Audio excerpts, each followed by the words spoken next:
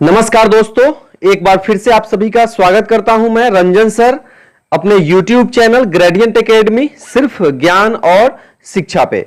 दोस्तों आज के वीडियो में देखिए सामाजिक विज्ञान से संबंधित काफी महत्वपूर्ण प्रश्न जो परीक्षा के दृष्टिकोण से अत्यंत उपयोगी है। तो दोस्तों इस वीडियो को एकदम कम समय लेते हुए मैं शुरू करता हूं और बढ़ता हूं सबसे पहले प्रश्न की ओर। यहां पहला प्रश्न देख लीजिए दोस्तों। पहला प्रश्न है आपकी स्क्रीन पे, धन की निकासी का सिद्धांत किसने दिया?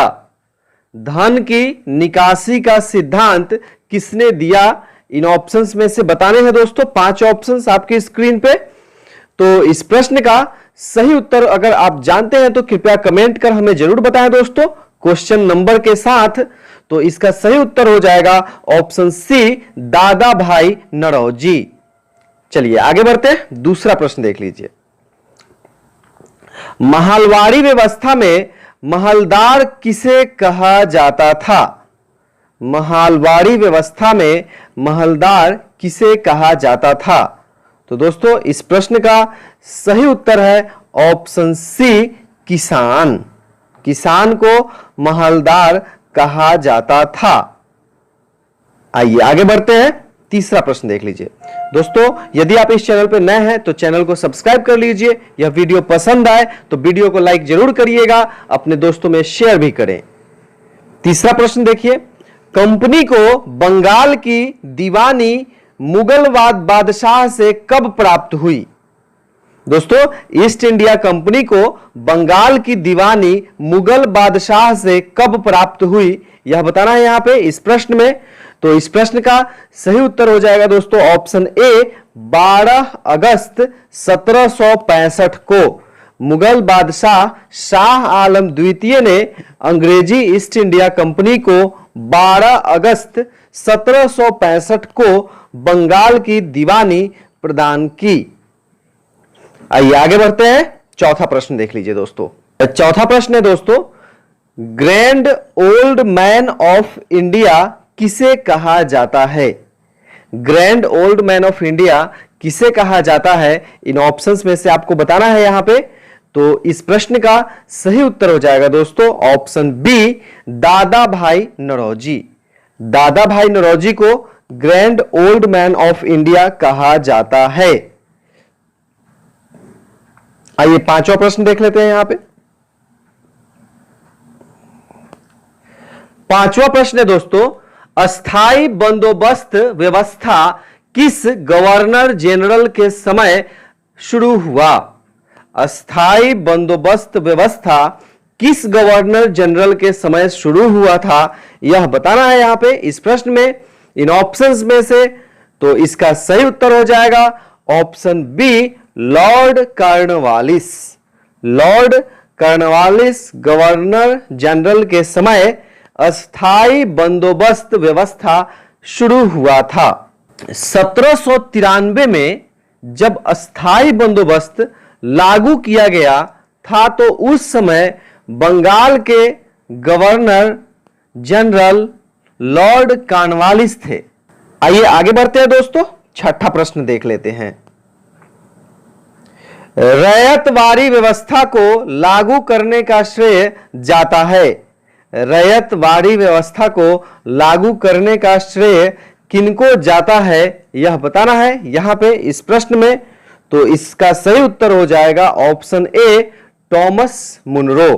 काफी महत्वपूर्ण प्रश्न है दोस्तों बीपीएससी पीटी परीक्षा के लिए एवं प्रधान शिक्षक परीक्षा के दृष्टिकोण से। दोस्तों पूरा अंत तक जरूर देखिएगा इस वीडियो को ताकि आपका कोई प्रश्न परीक्षा में ना छूट पाए। आइए सातवां प्रश्न देख लेते हैं यहां पे। पहली चाय कंपनी किस नाम से जानी जाती है? पहली चाय कंपनी को किस नाम से जाना जाता है, यह बताना है। तो इसका सही उत्तर हो जाएगा ऑप्शन सी, असम चाय कंपनी। चलिए आगे बढ़ते हैं, आठवां प्रश्न देख लीजिए। महलवाड़ी व्यवस्था सर्वप्रथम किसने तैयार की? महलवाड़ी व्यवस्था सर्वप्रथम किसने तैयार करी, यह बताना है यहां पे। तो इस प्रश्न का सही उत्तर हो जाएगा option D, Holt Mackenzie. Holt Mackenzie के द्वारा महलवाड़ी व्यवस्था सर्वप्रथम तैयार किया गया? आइए 9वां प्रश्न देख लेते हैं यहां पे दोस्तों। यूरोपियन देशों में कपड़ों की रंगाई के लिए क्या प्रयोग किया जाता था? यह बताना है यहां पे कि यूरोपीय देशों में जब कपड़ों की रंगाई की जाती थी तो कपड़ों को रंगने के लिए क्या प्रयोग किया जाता था? तो इसका सही उत्तर हो जाएगा दोस्तों ऑप्शन ए, भारतीय नील। उस समय रासायनिक रंगों की खोज नहीं हुई थी तो भारतीय नील से कपड़ों की रंगाई की जाती थी, इसलिए भारत में अंग्रेज लोग नील उगाना अनिवार्य किए हुए थे। अब आइए आगे बढ़ते हैं। 10वां प्रश्न देखिए, नील विद्रोह कब आरंभ हुआ? नील विद्रोह कब आरंभ हुआ यह बताना है आप लोगों को यहां पे। इस प्रश्न में दोस्तों ज्यादा से ज्यादा लोगों को शेयर करिए। इस प्रश्न का सही उत्तर हो जाएगा नील विद्रोह कब आरंभ हुआ था? तो ए 1859-60 में नील विद्रोह आरंभ हुआ था। चलिए आगे बढ़ते हैं। 9वां प्रश्न देख लीजिए, चाय और चीन पर से कंपनी का एकाधिकार कब समाप्त कर दिया गया? चाय और चीन पर से ईस्ट इंडिया कंपनी का एकाधिकार कब समाप्त कर दिया गया यह बताना है यहां पे इस प्रश्न में। तो इसका सही उत्तर हो जाएगा ऑप्शन बी 1833। 1833 ईस्वी में चाय और चीन पर से ईस्ट इंडिया कंपनी का एकाधिकार समाप्त कर दिया गया। आइए आगे बढ़ते हैं। 12वां प्रश्न देख लीजिए, नील आयोग किनकी अध्यक्षता में गठित हुआ?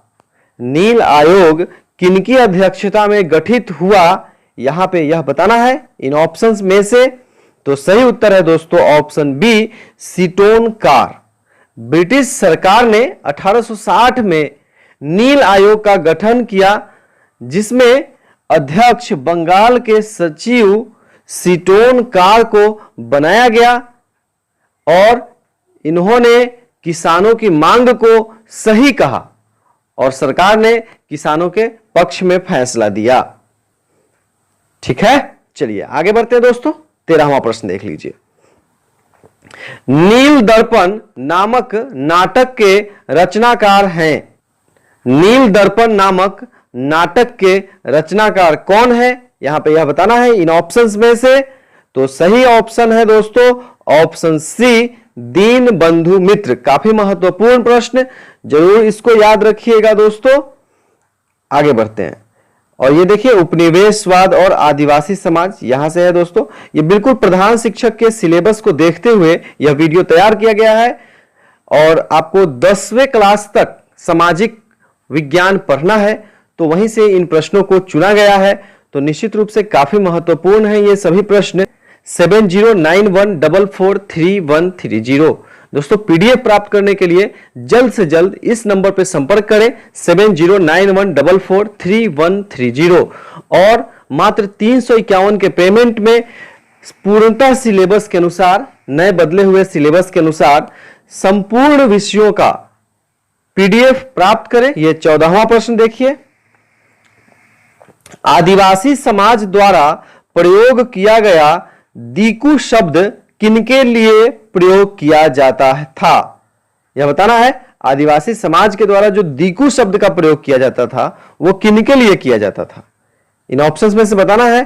तो इसका सही उत्तर हो जाएगा ऑप्शन बी, बाहरी लोग के लिए। दीकू शब्द का प्रयोग आदिवासी समाज बाहरी लोगों के लिए करते थे। चलिए आगे बढ़ते दोस्तों। 15वां प्रश्न देख लीजिए, शांति निकेतन की स्थापना किसने की? शांति निकेतन की स्थापना किसने की यहां पे यह बताना है।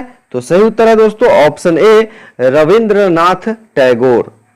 दोस्तों यह वीडियो यदि आपको अच्छा लगा तो इसे लाइक जरूर करें, अपने दोस्तों में शेयर करें और यदि आप इस चैनल पे नए हैं तो चैनल को कर लीजिए जल्द से जल्द सब्सक्राइब और वीडियो को और नोटिफिकेशन बेल को ऑल कर लीजिए।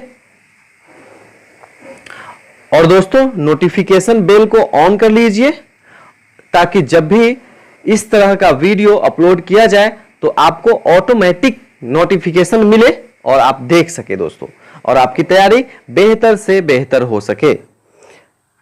धन्यवाद दोस्तों।